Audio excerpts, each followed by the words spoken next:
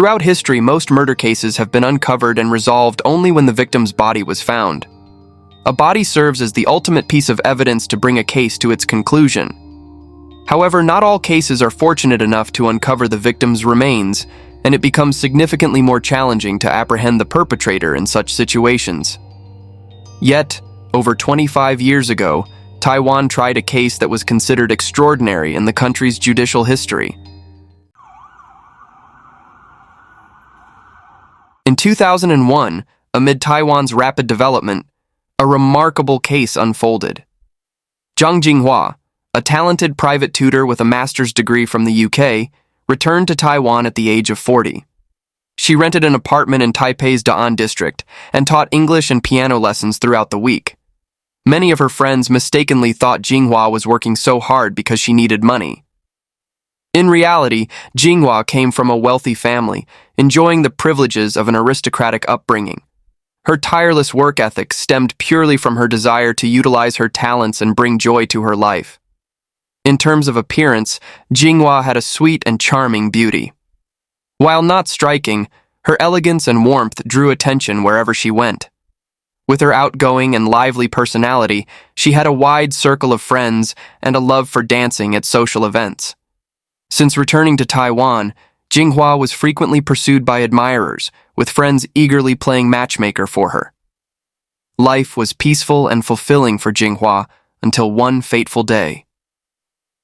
Taipei's Da'an District Police Department, June 14, 2001.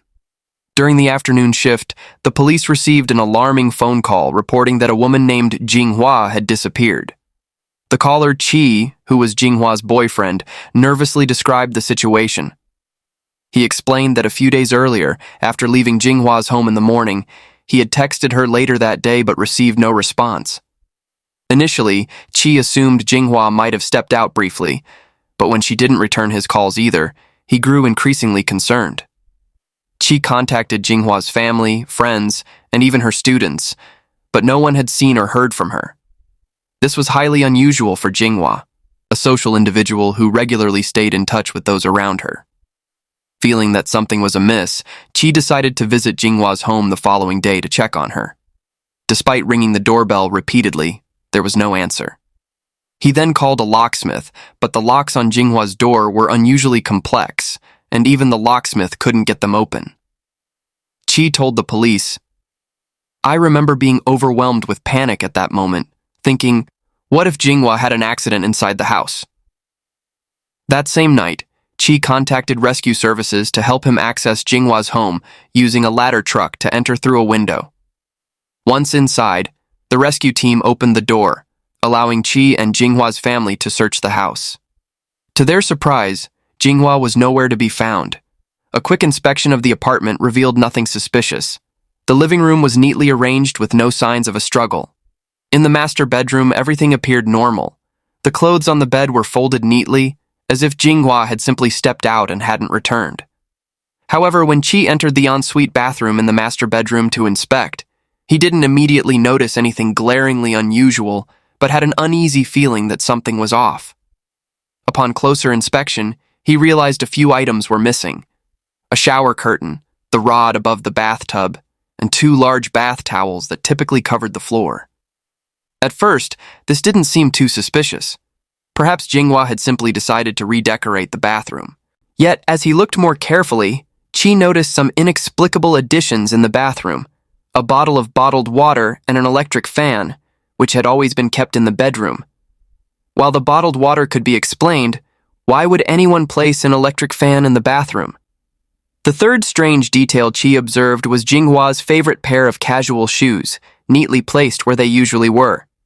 He wondered, did she go out without taking her favorite shoes? Faced with these peculiar details, Qi decided to report Jinghua's disappearance to the Da'an District Police Department. When officers and the criminal investigation team arrived at the scene, they too felt that something wasn't right and requested forensic investigators to collect evidence at the apartment.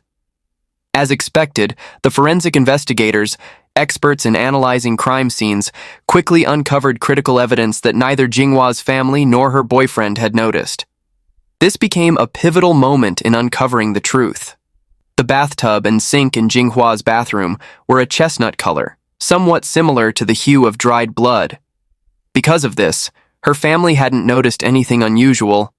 However, forensic experts detected faint discolorations on these surfaces, which to their trained eyes immediately stood out as traces of blood that had been cleaned. Without hesitation, the forensic team secured the bathroom and began collecting evidence by spraying luminol, a specialized chemical, over every surface. Moments later, as expected, the luminol revealed blood traces along the grout of the bathtub, beneath the sink, and even under the door frame. Upon completing their analysis, the forensic team made a startling conclusion. In this bathroom, which was less than 21 square feet in size, there were hundreds of bloodstains. Based on this finding, police speculated that Jinghua might have been attacked and lost a significant amount of blood in the bathroom. The clean appearance of the space suggested that the perpetrator had attempted to thoroughly clean it to cover up the crime. Still, speculation alone wasn't enough to solve the case. To confirm their suspicions, the police sent the blood samples for DNA testing to determine the identity of the victim. When the results came back, forensic analysts confirmed that the blood belonged to Zhang Jinghua. Additionally, investigators found a right palm print and a right footprint near the bathroom door that did not belong to Jinghua. Based on their size, the forensic team concluded they were left by an adult male. Realizing Zhang Jinghua was likely in grave danger, the police immediately launched an investigation to locate her. Drawing from Chi's testimony, they reviewed the details and noticed an unsettling pattern. While certain items, such as the shower curtain, large bath towels, and other objects, had disappeared, other unusual items, like the electric fan and bottled water, had been added to the bathroom. What could this mean? Xi Songshan, director of the Forensic Center at the Taipei City Police Department and a key forensic expert in this case, stated, "Since there were traces of blood throughout the scene, but they had been cleaned, it's possible the perpetrator became hot and thirsty from the exhausting effort of scrubbing the bathroom and brought in water and a fan. Additionally, the fan might have been used to dry the bathroom after cleaning the blood." However, these suspicious details merely drew the attention of investigators. They were not direct evidence tied to Jinghua's case. The central focus remained on the bloodstains discovered by the forensic team. Specifically, investigators collected 107 bloodstains from Jinghua's home. Yet, because all the stains had been wiped repeatedly, they couldn't determine the amount of blood lost or whether Jinghua was still alive. If by some chance she was still alive, the police were certain Jinghua was in grave danger. To expedite efforts to locate her, authorities urged Jinghua's family and friends to come forward with any relevant information. On the other hand, if the worst-case scenario had occurred and Jinghua was deceased, the police knew they needed to find her body and bring the perpetrator to justice. The investigation continued to focus on the only solid lead at the time, Jinghua's home. Upon a second thorough inspection, the police discovered key details. First, there were no signs of struggle in the house, and neither the doors nor windows showed signs of forced entry. This led investigators to conclude that the perpetrator was someone Jinghua knew, someone she trusted enough to let into her home. Second, the home appeared to be the primary crime scene. Based on the items left behind in the bathroom, investigators deduced that the perpetrator likely harmed Jinghua in the master bedroom before dragging her into the bathroom and cleaning up the scene. The standing fan was likely used to dry the area, and the large bottled water was consumed by the perpetrator during the process. The missing shower curtain was possibly used to wrap Jinghua's body, her fate still uncertain. Third, the footprints found near the bathroom door were confirmed to belong to an adult male. Armed with these three pieces of evidence, the police began investigating Jinghua's acquaintances, eliminating suspects one by one. From interviews with Jinghua's friends, a surprising detail emerged. Despite her modest appearance, Jinghua owned multiple properties and had savings amounting to tens of millions of new Taiwan dollars. Two of her ex-boyfriends had pursued her for her wealth, but ultimately broke up with her due to personal debts that she refused to pay off. This raised the possibility that one of her ex-boyfriends might have killed her for financial gain. In addition to tracking down Jinghua's former partners, the police began scrutinizing her recent financial transactions to determine whether her accounts had been accessed or funds stolen. Their efforts paid off. At 1:16 p.m. on the fifth day after Jinghwa's disappearance, a major breakthrough occurred. The banking system flagged a significant withdrawal from Jinghwa's account. Police immediately retrieved surveillance footage and discovered the person withdrawing the money was a short-haired middle-aged woman acting suspiciously. Her name was Li Mai. With time running out and Jinghwa's safety growing increasingly uncertain, the police wasted no time and immediately sought out Li Mai. Unexpectedly, the woman, Li Mai, showed no fear when confronted by the authorities. She calmly told the police, "My brother asked me to withdraw money from the ATM. He just said it was for a business matter, so I didn't question it." The police were skeptical of her statement, but what she said next made them believe she might truly be unaware of the crime. When asked about her brother's whereabouts, Li Mai revealed that her brother, Li Zhengwei, lived in Beijing, China, where he managed a household goods manufacturing factory. Upon further investigation, the police identified her brother, Li Zhengwei, as the primary suspect. Through Jinghwa's acquaintances, they learned that 2 years earlier, Zhengwei and Jinghua had been introduced by a mutual friend and became friends. However, their relationship didn't develop romantically due to differences in compatibility. When the police asked how Zhengwei traveled while in Taiwan, Li Mai admitted without hesitation, "He used my car, of course. He always borrowed my private car whenever he visited Taipei." This testimony provided a critical breakthrough in the investigation. The police suspected that Zhengwei might have attacked Jinghua, placed her in the car, and transported her elsewhere. They immediately planned to collect evidence from Li Mai's vehicle. The police invited Li Mai to the station for further questioning. Learning that she had driven the same car her brother had borrowed to the station that day, and with her consent, the forensic team began examining the car in the basement parking lot of the police station, recording the entire process on video. Li Mai was present to witness the investigation, but why did the police deliberately involve Zhengwei's sister in the car inspection process? The reason was that, given the limited evidence in the case, Li Mai was a critical witness. If she wasn't present during the examination, the perpetrator could later accuse the police of planting evidence. This approach ensured the credibility of any findings. The search for clues in the car began. First, forensic investigators discovered bloodstains beneath the woven bamboo seat covers on the driver's and rear seats, seeping through the gaps in the bamboo strips. While significant, these stains only proved that Jinghua had been injured while in the car. They didn't conclusively establish what Zhengwei had done to her. Next, when investigators opened the trunk, the first thing they saw was a sunshade with bloodstains on it. Lifting the sunshade, they found more bloodstains on the bottom liner. Intrigued by these findings, the forensic team removed the trunk's floor mat to assess the extent of the bloodstains. Shockingly, even the car's metal floor was marked with distinct red streaks. But could this evidence alone confirm that the car had been used to transport Jinghua's body?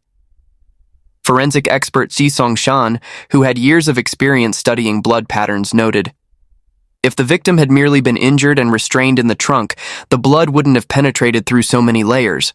The amount of blood required to seep through multiple surfaces like this would have to exceed at least 10 milliliters. Based on the blood evidence found at Jinghua's home and in the car, the forensic team estimated that if the blood belonged to Jinghua, it strongly suggested she had been murdered." They quickly submitted a formal proposal to the police authority to escalate the case to a homicide investigation. Although the police were certain that Jinghua was in grave danger, and forensic experts strongly suspected she was likely deceased, they had yet to locate her, whether alive or as a lifeless body. Furthermore, there were many unanswered questions that only Li Zhengwei could clarify. The police asked his sister, Li Mai, to contact him and urge him to fly from China to Taiwan. But 3 months passed, and Zhengwei made no appearance in Taiwan. He likely realized that doing so would amount to surrendering himself. Anxious to find Jinghua, and concerned that allowing Zhengwei to remain free might make the case harder to solve, the police devised a bold plan. They charged his sister, Li Mai, with using her personal car in connection with Jinghua's disappearance, bringing her to court. Surprisingly, this tactic worked. It seemed that Zhengwei, worried for his sister and confident that the police would never find Jinghua's body, decided to return to Taiwan. On September 12, 2001, Zheng Wei arrogantly walked into the Taipei City Police Department, accompanied by his lawyer. What he didn't anticipate was that the police had meticulously prepared their case and were waiting for his return.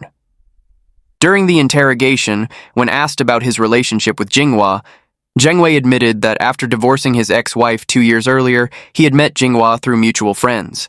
However, he claimed that they didn't maintain contact and that he only learned she had a new boyfriend shortly before the incident.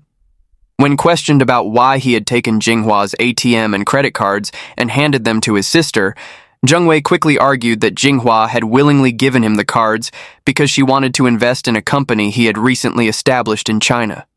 According to police investigations, on the night Jinghua disappeared, specifically in the early hours of June 14, 2001, Zheng Wei was seen driving to Jinshan District in New Taipei City, Taiwan. Investigators believe this might be where Jinghua's body had been discarded. The police asked him directly, "Why did you go to Jinshan in the middle of the night on June 14th?" Zheng Wei replied that he was planning to visit a friend. When asked to identify the friend, he confidently provided a name, and this person indeed resided in Jinshan. However, when the police interviewed this friend, the individual stated, "Zheng Wei didn't come to my house that night. In fact, we haven't spoken in a long time, let alone arranged for an unexpected visit." Zheng Wei offered his own explanation. He claimed that he had intended to surprise his friend, but upon arriving in Jinshan, realized it was already too late, being past midnight, and decided not to disturb his friend's sleep. Instead, he turned around and left without knocking on the door. The police, however, remembered the other key pieces of evidence, including the blood found in Jinghua's bathroom and the fingerprints and footprints recovered from the scene. After forensic comparison, the prints were confirmed to belong to Zheng Wei. When confronted with this evidence, Zheng Wei continued to defend himself. "I admit I went to Jinghua's place that day, but I definitely didn't kill her. The fingerprints found at the scene were from when Jinghua was weighing herself on a scale. I sat nearby to check the weight display, that's all. As for the bloodstains found in the trunk of the car, a critical piece of incriminating evidence, Zheng Wei took his defense even further. When asked to explain them, he feigned ignorance and brazenly stated, "I can't explain it. Maybe someone is trying to frame me." Despite the mounting evidence, Zheng Wei had explanations for every accusation the police presented. Furthermore, with no body found, he continued to manipulate the narrative in his favor, arguing that the police had no proof of his guilt, and therefore he had nothing to fear. Although Zheng Wei consistently denied wrongdoing and refused to cooperate with the investigation, and despite the lack of a body or definitive cause of death, the police were confident they had enough evidence to prove that the missing Jinghua had been murdered by this man. Prosecutors agreed, asserting that Zheng Wei showed no remorse and demanded the death penalty. At this point in the case, even with the strong suspicion of Zheng Wei's guilt, could he truly be convicted without a body or murder weapon? This marked the first no-body murder trial for both the Taipei City Police Department and the prosecutor's office. It was unprecedented, and any misstep could potentially allow a murderer to walk free. Despite the challenges, prosecutors decided to move forward with charges against Zheng Wei and handed the case over to the court for trial. So, in a case with no body, where the suspect denies all charges, how would the judge rule? Perhaps the most anxious individual at this stage was the lead investigator. While forensic evidence strongly pointed to Zheng Wei as the murderer, the lack of absolute proof, namely Jinghua's body, meant the court had to conduct additional investigations. This time, the focus shifted from the suspect, Zheng Wei, to the victim, Jinghua. A high-level court investigation revealed new insights into Jinghua's past relationships. She had previously dated 2 businessmen. With her first boyfriend, she sold a single-family home in Taipei and mortgaged property worth over 10 million new Taiwan dollars to support his business venture. However, he refused to repay the money, leaving Jinghua deeply disillusioned. Her second boyfriend, who worked in the aviation industry, had debts ranging from 2 to 3 million new Taiwan dollars, which Jinghua ultimately paid off. After these 2 disheartening experiences involving finances, Jinghua decided to avoid financial entanglements in future relationships. Although she did not reject the idea of dating, she became extremely cautious with money. From this, it was clear that Jinghua would never have willingly handed over her financial cards or bank books to Zheng Wei, a mere acquaintance, and allowed him to withdraw money on her behalf. This rendered Zheng Wei's previous testimony to the police meaningless. In June 2003, nearly 2 years after the incident, prosecutors once again charged Zheng Wei with Jinghua's murder based on 3 compelling pieces of evidence. 1. The large amount of blood found by forensic investigators in Jinghua's bathroom and in the car belonging to Li Mai provided sufficient grounds to conclude that Jinghua had been murdered. 2. Blood traces belonging to Jinghua were found in the car that Zheng Wei used on June 14, 2001, Li Mai's vehicle. Prosecutors argued that Zheng Wei's inability to reasonably explain this evidence further implicated him as the killer. 3. In addition to the surveillance footage of Li Mai withdrawing Jinghua's money on June 19, 2001, a recent re-examination of ATM and bank records uncovered a crucial discovery. Surveillance footage showed Zheng Wei himself stealing Jinghua's funds just 3 days after the incident, on June 17, 2001, at 5 p.m. During the first trial, the Taipei District Court delivered its verdict based on the evidence and the most reasonable conclusions, even though the victim's body had not been found. Charged with premeditated murder and robbery, Zheng Wei was sentenced to life imprisonment. However, during the second trial, Zheng Wei employed a new tactic, claiming that Jinghua's blood found in the car was planted by the police.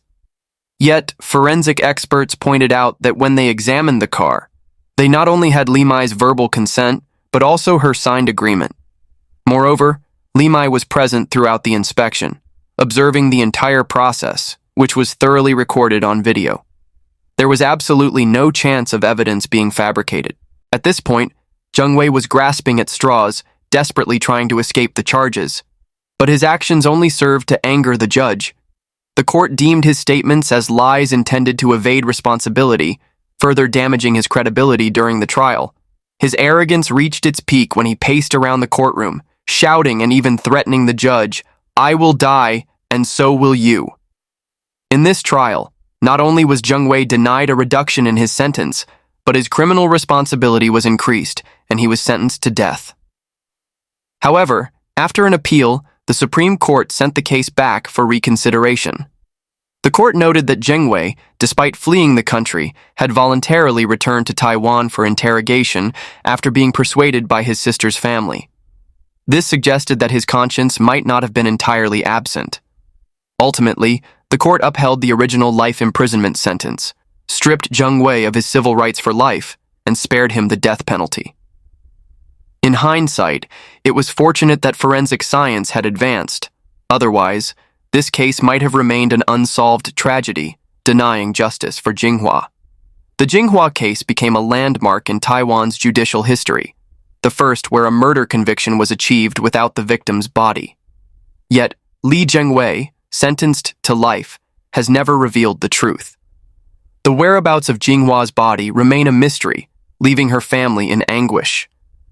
Their greatest pain is the unanswered question, where is Jinghua? They long to see their daughter, even if only in a dream, to find some semblance of solace. Strangely, while Jinghua's family has never seen her in their dreams, eerie incidents involving her seem to occur frequently around the investigators. For example, when the Taipei police temporarily impounded Li Mai's car in the station's basement for investigation, guards and officers often reported seeing a woman sitting inside the car late at night. Some even claimed to hear sobbing. These unsettling events ceased only after the car was removed. 2 years after the case, a detective sergeant returned to Jinghua's house to collect images for case documentation. Oddly, the camera he and his colleagues brought malfunctioned as soon as it was taken into the bathroom. Yet, when brought outside, it worked perfectly fine. After switching to a different camera, the same issue occurred. It functioned everywhere but inside the bathroom. To this day, Zhang Jinghua's whereabouts and the strange phenomena surrounding her case remain unexplained. What do you think? Did Taiwan's judicial system deliver a fair and accurate verdict? Share your thoughts in the comments below. See you next time.